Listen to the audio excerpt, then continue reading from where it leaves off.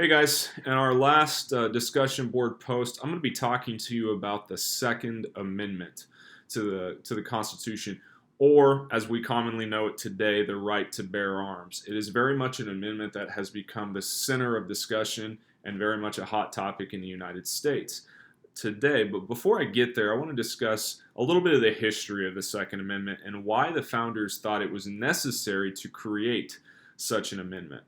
The amendment itself was ratified in 1791, and the official amendment reads as follows: a well-regulated militia being necessary to the security of a free state, the right of the people to keep and bear arms shall not be infringed.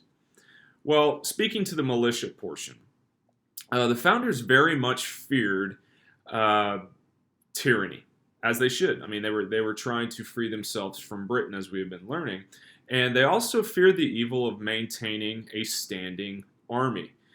They thought that was an instrument of fear that could be used by the government, and they very much believed that liberty and the right of self-rule were protected by local autonomy, and they believed that the right for citizens to bear arms and the right for citizens to have liberty actually went hand in hand. It gave citizens the chance to protect themselves and to protect their liberty, from a potential tyrannical government. The nation in its infancy relied very much on militia for its protection. We saw that especially in the early stages of the Revolutionary War, when the militia was doing the predominance of fighting before we had the Continental Army. And the war showed us, however, that a standing army would be needed in the future. And many of the founders, like the anti-federalist George Mason, asserted that the easiest way to enslave a people was to disarm them. And I see that very much as a bold statement.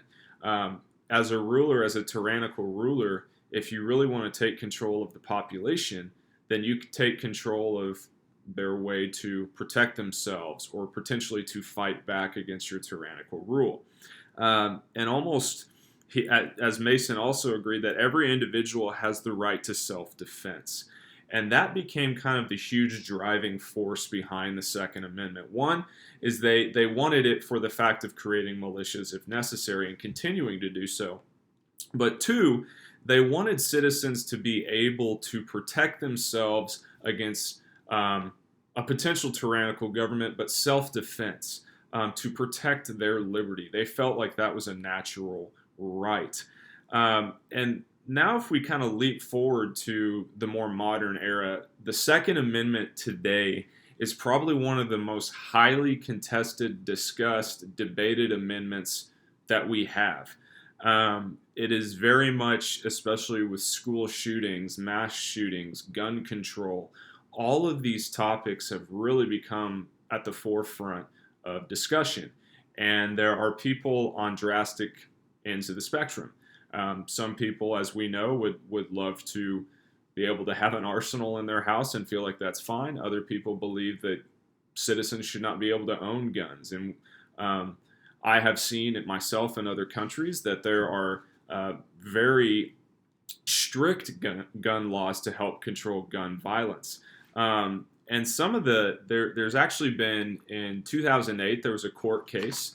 It was known as the District of Columbia versus Heller, in which it ruled in favor of Heller, and it guaranteed an individual the right to use firearms for self-defense purposes, and very much saw self-defense as a right to bear arms. Another one was McDonald versus Chicago in 2010, and self-defense was a basic right. So you see a lot of the commonalities in the creation of the Second Amendment. And a lot of people today, for example, those that are against the Second Amendment, like to focus on the aspect of the militia piece. Well, we no longer need a militia, we have a standing army. When in retrospect, a lot of the founders not just saw it as from the militia piece, but also They saw it as a civilian, as an American's right to self-defense and to protect themselves, as their right to bear arms. I foresee, and as I've done some research, I foresee that the Second Amendment is going to only continue to be debated and talked about as potential of gun laws are tightened. Uh, but this is a conversation that is ever evolving, which is one of the reasons why I chose it. So, thank you guys for listening.